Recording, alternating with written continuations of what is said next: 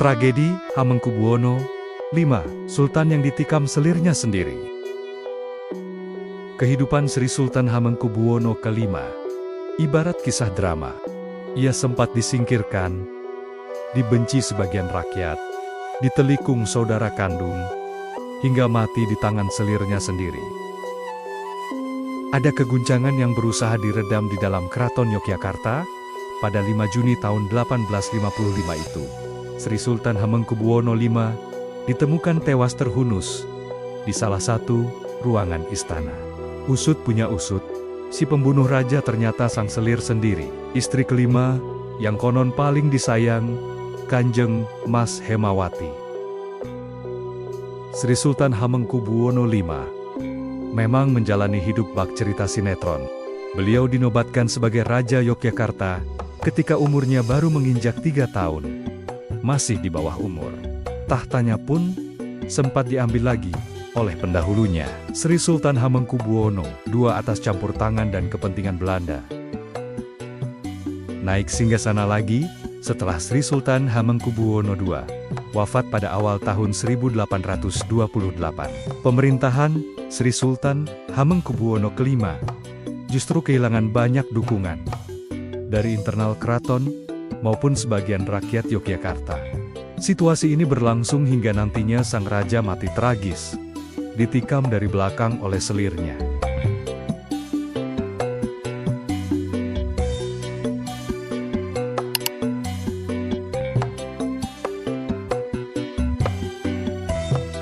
Nama aslinya adalah Gusti Raden Mas Gatot Menol, yang kemudian bergelar Pangeran Mangkubumi, anak ke-6 sekaligus putra mahkota Sri Sultan Hamengkubuwono ke-4 dari Permaisuri Gusti Kanjeng Ratu Kencono, yang lahir pada 24 Januari tahun 1820 di Keraton Kasultanan Ngayogyakarta, Hadiningrat. Sama seperti putra tersayangnya, hidup Sri Sultan Hamengkubuwono ke-4 juga berlangsung singkat. Ihwal kematiannya juga masih menyisakan misteri. Diduga, mangkatnya sang raja yang belum mencapai usia 20 tahun itu karena diracun. Kematian mendadak Sultan Hamengkubuwono ke-4. Itulah yang membuat putra mahkota harus segera naik tahta, meskipun masih berusia balita. Kurang dari 2 pekan setelah wafatnya sang raja, 19 Desember tahun 1823, Gusti Raden Mas Gatot Menol dikukuhkan sebagai penguasa Yogyakarta, yang selanjutnya dengan gelar Sri Sultan Hamengkubuwono ke-5. Inilah awal drama kehidupan Sri Sultan Hamengkubuwono ke-5. Sang Sultan belia diturunkan dari singgasananya pada 17 Agustus tahun 1826. Raja yang pernah menjadi pendahulunya, Sri Sultan Hamengkubuwono II, atau yang berjuluk Sultan Sepuh, karena memang sudah renta, dinobatkan sebagai raja lagi sehari berselang. Ini adalah kali ketiga Sri Sultan Hamengkubuwono II naik tahta setelah periode tahun 1792 sampai tahun 1810 dan tahun 1811 sampai tahun ke-1812. Pengaruh Belanda sangat kuat dalam suksesi paksa ini. Belanda yang saat itu terlibat konflik melawan Pangeran Diponegoro, berusaha memecah belah internal keraton dan rakyat Yogyakarta, sekaligus untuk menambah kekuatan. Pangeran Diponegoro adalah putra sulung Sri Sultan Hamengkubuwono III, yang memilih keluar dari istana dan tidak bersedia menjadi raja. Naik tahtanya kembali, Sri Sultan Hamengkubuwono II untuk menggeser Sri Sultan Hamengkubuwono V diusulkan langsung oleh Hendrik Merkus de Kock, perwira tinggi militer yang sempat mengampu jabatan sementara sebagai Gubernur Jenderal Hindia Belanda dan merupakan tokoh berpengaruh dalam Perang Jawa melawan pasukan Pangeran Diponegoro. Sri Sultan Hamengkubuwono II sebenarnya masih menjalani masa pengasingan di Maluku. Sebelumnya dibuang ke Pulau Penang, kini termasuk wilayah Malaysia. Hukuman yang dijatuhkan oleh pemerintah pendudukan Inggris pada tahun ke-1812. Belanda, yang akhirnya berkuasa lagi di Hindia Belanda, memulangkan Sri Sultan Hamengkubuwono II, tentunya dengan misi khusus. Selain karena Sri Sultan Hamengkubuwono V kurang cakap karena masih belum cukup umur, Belanda ingin Sri Sultan Hamengkubuwono II bertahta lagi, karena ia dikenal dekat dengan rakyat. Pengaruh Sri Sultan Hamengkubuwono II sangat diperlukan untuk memecah dukungan rakyat yang sebagian besar berpihak kepada Pangeran Diponegoro. Taktik licik itu cukup berhasil, dan akhirnya tipu daya Belanda pula yang mengakhiri perlawanan Pangeran Diponegoro pada tahun ke-1830.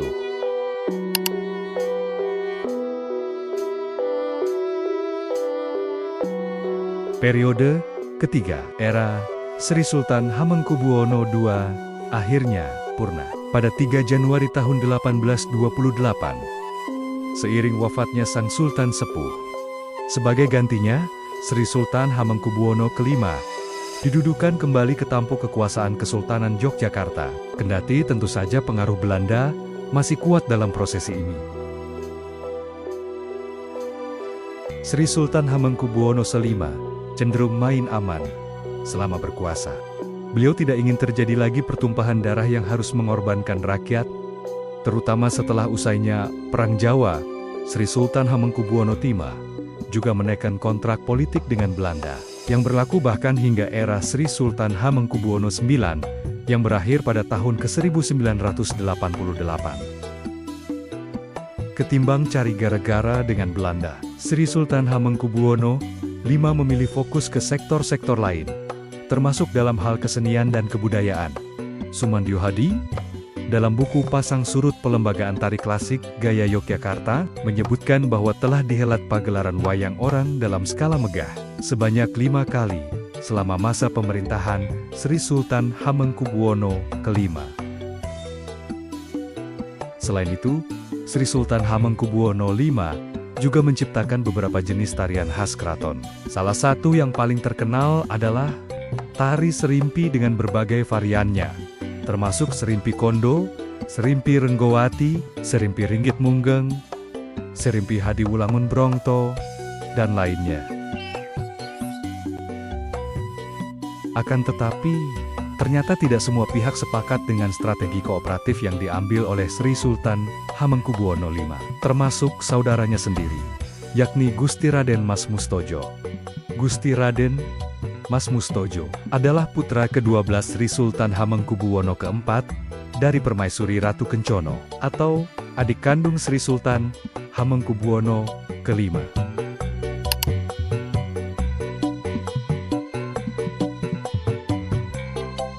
Oleh sebagian warga istana dan rakyat Yogyakarta, Sri Sultan Hamengkubuwono V dinilai lembek, pengecut, dan mempermalukan nama keraton karena terlalu patuh kepada Belanda.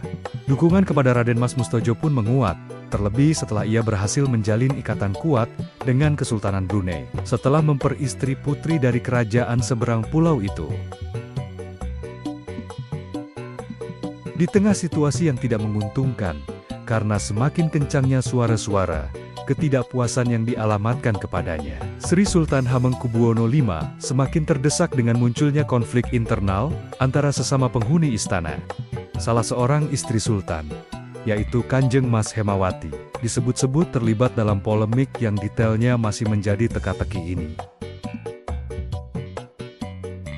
Hingga akhirnya, pada 5 Juni tahun 1855, terjadilah aksi pembunuhan yang nantinya mengubah alur terah kepemimpinan Kesultanan Yogyakarta itu. Sri Sultan Hamengkubuwono V ditikam dari belakang oleh sang selir hingga tewas. Pihak Keraton Yogyakarta menutup rapat-rapat segala hal tentang kasus ini, termasuk tentang keberadaan Kanjeng Mas Hemawati setelah menghabisi nyawa suaminya sendiri.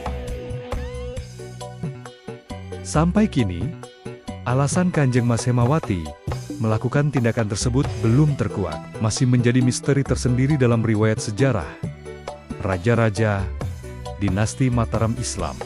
Peristiwa tragis yang rincinya hanya diketahui oleh kalangan terbatas itu dikenang dengan istilah Wereng Saketi Tresno, atau mati di tangan yang dicintai. Ketika insiden pembunuhan itu terjadi, Permaisuri Sri Sultan Hamengkubuwono V, yakni Kanjeng Ratu Sekar Kedaton, sedang hamil tua. Dan 13 hari pasca Sultan tewas, lahirlah anak yang dikandungnya itu, dan seharusnya menjadi penerus tahta Yogyakarta. Putra mahkota Sri Sultan Hamengkubuwono V tersebut diberi nama Raden Mas Kanjeng Gusti Timur Muhammad. Seperti yang telah diperkirakan, Raden Mas Mustojo dinobatkan sebagai Raja Yogyakarta berikutnya, bergelar Sri Sultan Hamengkubuwono VI. Kendati mulanya hanya sementara, sembari menunggu putra mahkota saat sudah siap memimpin sebagai Sultan. Namun, yang terjadi kemudian, bukan sesuai kesepakatan. Setelah Sri Sultan Hamengkubuwono VI wafat, pada 20 Juli tahun 1877, yang dinaikkan ke singgasana, justru anaknya sendiri, yakni Gusti Raden Mas Murtejo, atau yang kemudian bergelar Sri Sultan Hamengkubuwono VII. Hal ini tentu saja mendapat tentangan dari Permaisuri Sri Sultan Hamengkubuwono V, Ratu Sekar Kedaton, dan Gusti Timur Muhammad, yang seharusnya naik tahta. Keduanya lalu ditangkap dengan tudingan telah melakukan pembangkangan terhadap Raja dan Keraton Yogyakarta. Hukuman pun dijatuhkan, sekaligus untuk menghapus terah Sri Sultan Hamengkubuwono V, demi melanggengkan kekuasaan Sri Sultan Hamengkubuwono VII, beserta keturunannya nanti, Ratu Sekar Kedaton dan Gusti Timur Muhammad, harus menjalani hukuman buang ke Manado, Sulawesi Utara, hingga keduanya meninggal dunia di sana.